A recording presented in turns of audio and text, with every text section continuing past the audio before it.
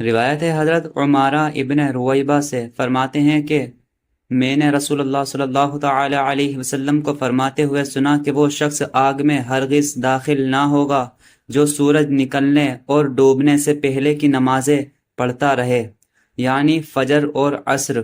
یہ روایت مسلم میں بھی ہے۔ روایت ہے حضرت ابو ہریرہ سے، فرماتے ہیں فرمایا رسول اللہ صلی اللہ تعالی علیہ وسلم نے کہ تم میں رات اور دن کے فرشتے باری باری سے آتے ہیں اور فجر اور عصر کی نمازوں میں جمع ہو جاتے ہیں، پھر جو تم میں رات گزارے وہ چڑھ جاتے ہیں، ان سے ان کا رب پوچھتا ہے، حالانکہ وہ ان سے زیادہ جانتا ہے کہ تم نے میرے بندوں کو کس حال میں چھوڑا۔ وہ کہتے ہیں کہ ہم نے انہیں نماز پڑھتے چھوڑا، اور جب ہم ان کے پاس پہنچے تھے تب بھی وہ نماز پڑھ رہے تھے۔ یہ روایت مسلم اور بخاری میں ہے۔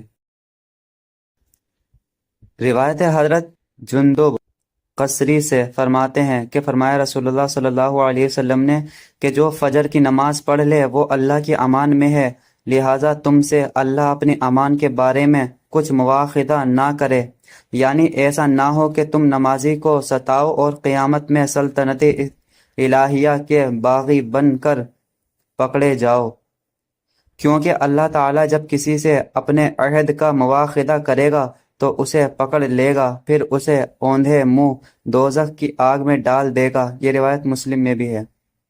یعنی فجر کی نماز پڑھنے والا اللہ کی امان میں ایسا ہوتا ہے جیسے ڈیوٹی کا سپاہی حکومت کی امان میں کہ اس کی بے حرمتی حکومت کا مقابلہ ہے۔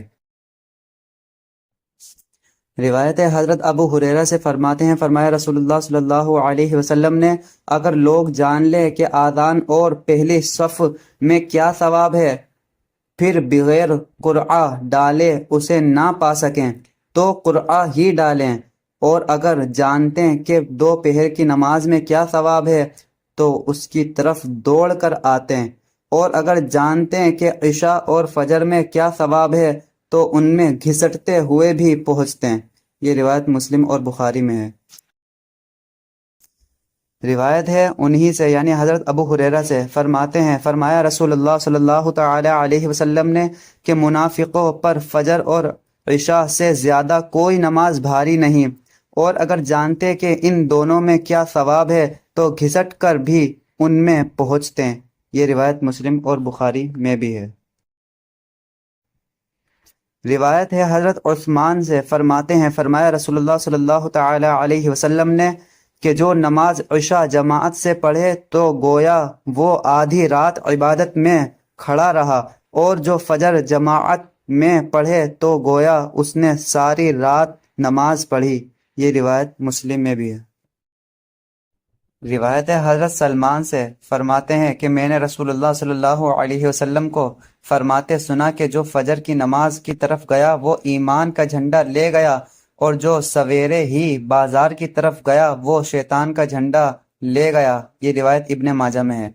یعنی انسانوں کے دو ٹولے ہیں، ان کی شناخت یہ ہے کہ رحمانی ٹولہ والے دن کی ابتدا نماز اور اللہ کے ذکر سے کرتے ہیں، اور شیطانی ٹولے والے بازار دنیاوی کاروبار سے۔ خیال رہے کہ دنیاوی کاروبار منع نہیں، مگر سویرے اٹھتے ہی نہ خدا کا نام نہ اس کی عبادت بلکہ ان میں لگ جانا، یہ شیطانی کام ہے۔